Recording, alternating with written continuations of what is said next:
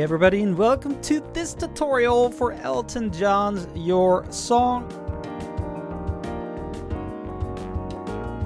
A classic pop piano tune that probably everybody knows. We're going to tackle the entire thing, starting with the intro. It's going to sound like this.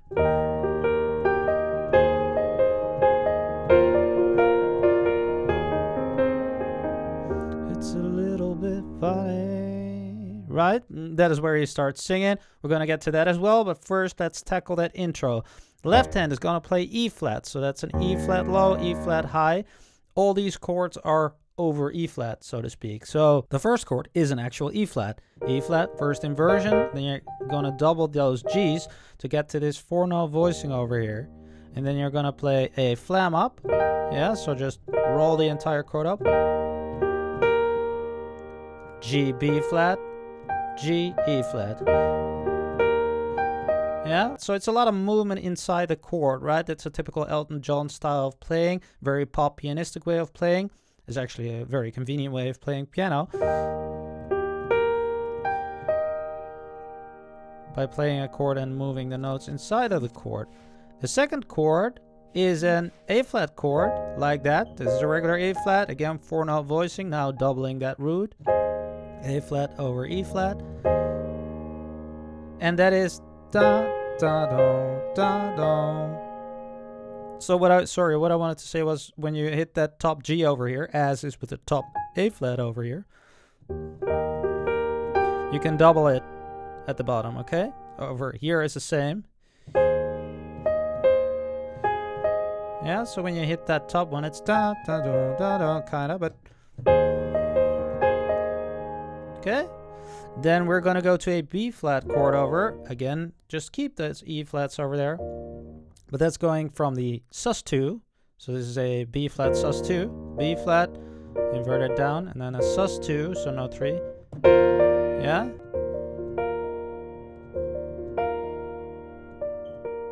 That's the movement. Ta-da. Doubling notes is optional, but valid. You know, he does that a lot as well. Double whenever you feel like it, but it's to when you just want to play single notes, but it's in the chord, so there you go, right? Then you have an A flat again, first inversion, again that 4-note voicing, but now doubling with the thirds over there. That's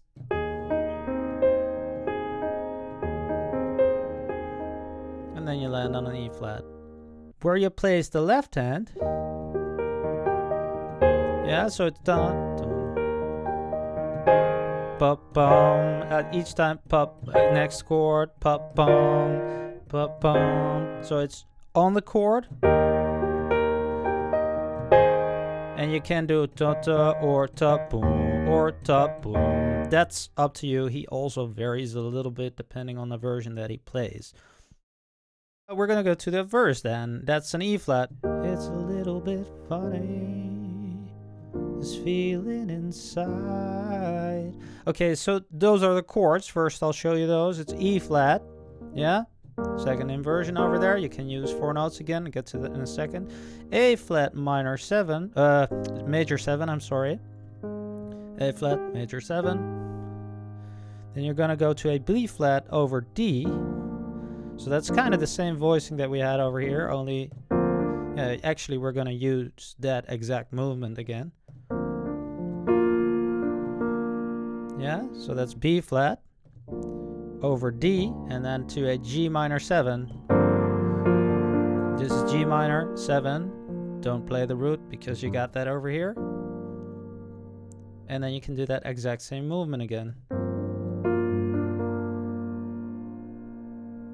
So his way of playing is an approach. Now you play the chords and then you have the approach that he has, which means you don't have to play each exact note exactly where I play it now, or even you see me alternating, as Elton John does himself as well. You know, he approaches this through chords and patterns, and then it's a matter of kind of wiggling in those chords and that you get to the part. Now we're going to get real close to Elton, but he plays it a little different each time he plays it himself as well. So, for instance,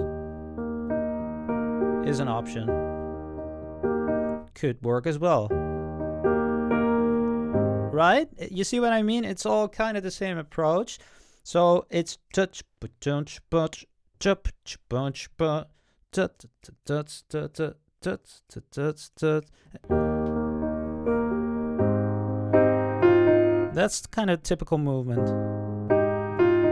Yeah, he does that a lot in a live version as well on other chords as well. So walking over that 6 to the 5, and then we're gonna go do that same movement here. Then we're gonna go to I'm not one of those who can easily hide, right? So first those chords, we're gonna move again in a little bit. So C minor regular, 4-note voicing. You can also play the 3 notes over here if that's difficult for you. That's an E flat over B flat, or you could stick to the C's. Okay, he does that as well. Stick to the C minor and just play a different root, which makes it a C minor 7 with a 7 in the bass. Then we're going to go to this diminished chord over here, very closely related to C minor, as you see. So that's A half diminished to a flat major 7 that we've already seen. Okay, we're going to walk like this.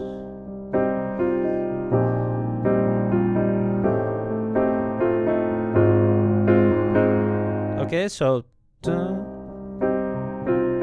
that's again that same movement over there that we saw on the A flat.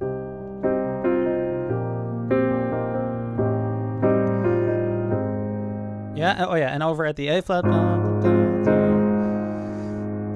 Then we're gonna go, I don't have much money, but... So that's E flat over B flat, right?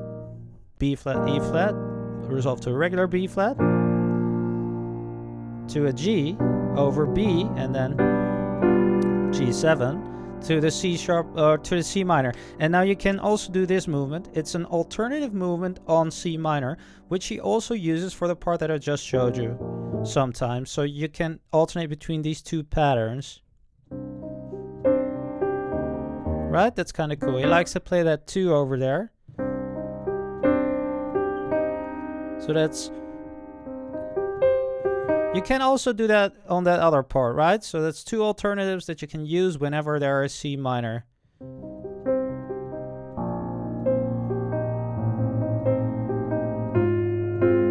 That's the same part with this pattern. So going back to where we were. One money, but oh, if I did. Yeah, so you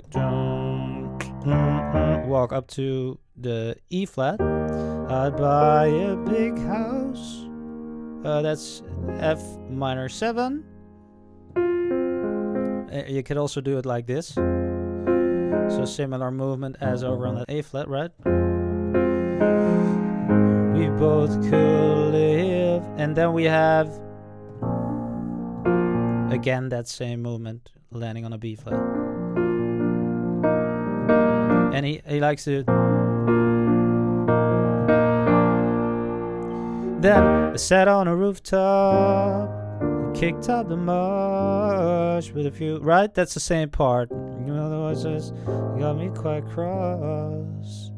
Now the sun has been quite kind when I wrote this song. You get it. That's the verse, and that is always the same. So now you got that down. Then we're gonna go to this. And you can tell everybody this is a song. Then we have another verse, another chorus, and it's actually just these parts. So you got the entire thing down like this. Guys, if you want to learn how to play like this, we have a whole member area that will teach you exactly how to play like this through chords and patterns and get to these parts, how you can deconstruct them and really understand what's going on. If you want to learn how to approach music and the piano like that, then maybe consider becoming a premium member in our Piano Lingo membership. You can also find the chord sheet and the MIDI for these tutorials, or else get on the newsletter for something free like this every week. That was it for this tutorial. If you liked it, then please hit the thumbs up, like it, share it. Thanks for watching, and hope to see you next time. Bye bye.